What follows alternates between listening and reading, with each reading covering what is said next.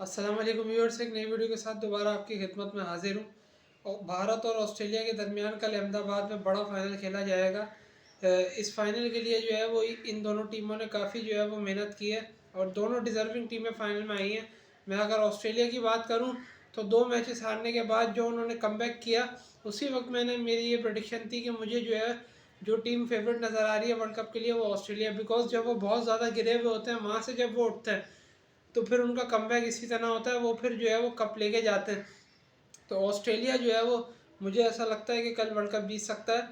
दूसरी जानिब अगर मैं बात करूं तो होम टीम की इंडिया, जिसने जो है वो हर शोबे में हर टीम को आउट क्लास किया और अपनी परफॉर्मेंस से सबके दिल जीते। उनकी अगर मैं टॉप 3 की बात करूं, गिल, रोहित और विराट। विराट जो है वो 700 रन बना के जो है वो टॉप स्कोरर है। उसके अलावा अगर मैं बात करूं रोहित शर्मा की, तो वो भी उनके पीछे पीछे हैं।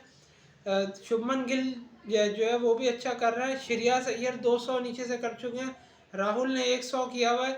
और बाकी अगर उनकी बॉलिंग की बात की जाए तो शामी की बॉलिंग बहुत शानदार है। आधे मैचेस के बाद वो आए थे पांड्या की इंजरी के बाद।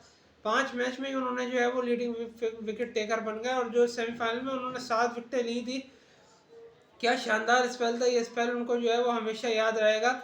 तो जो इंडिया की टीम भी कल का मैच जीतने के लिए फेवरेट है। कांटेदार एक फाइनल होना चाहिए, वन साइडेड मैच ना हो। दोनों ही टीम में काफ़ी बैलेंस है और मुझे लगता है कि जो है वो क्राउड का जो होम एडवांटेज है वो इंडिया के साथ हो सकता है हो, लेकिन नॉकआउट स्टेजेस में आके ऑस्ट्रेलिया जो है वो काफ़ी डेंजरस टीम और बन जाती है, जिस तरह से उन्होंने कमबैक किया है।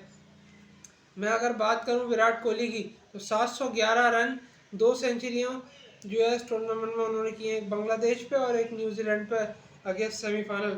और इसके अलावा 450 भी हैं उनके।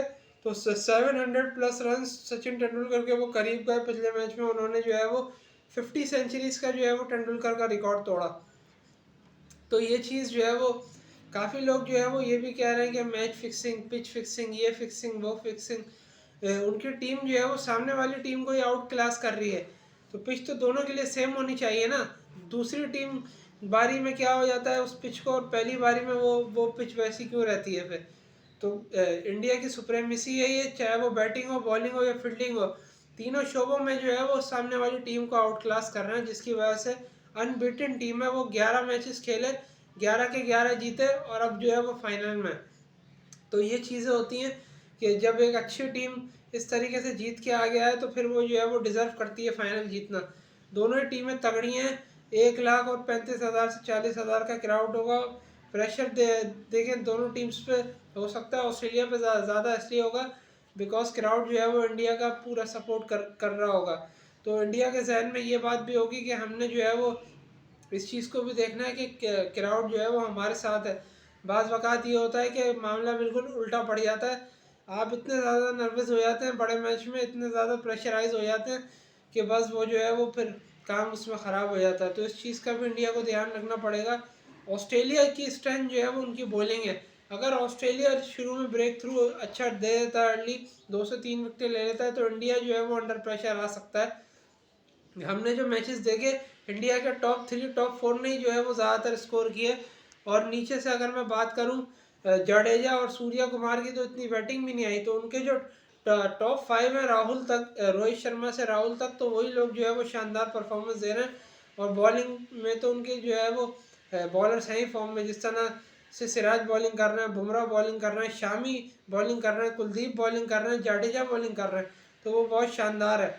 अब देखना है कि कौन सी टीम जो है वो कल फाइनल जीतती है। मेरे चैनल हसन वक्कार को लाइक कर दिएगा, सब्सक्राइब कर दिएगा, बेल आइकन प्रेस कर दिएगा। टॉप पर ALL का साइन होगा। ऐसा करने से आपको तमाम वीडियोस बज़रिया नोटिफिकेशन मौसूल हो जाएंगी। अल्लाह हाफ़िज़।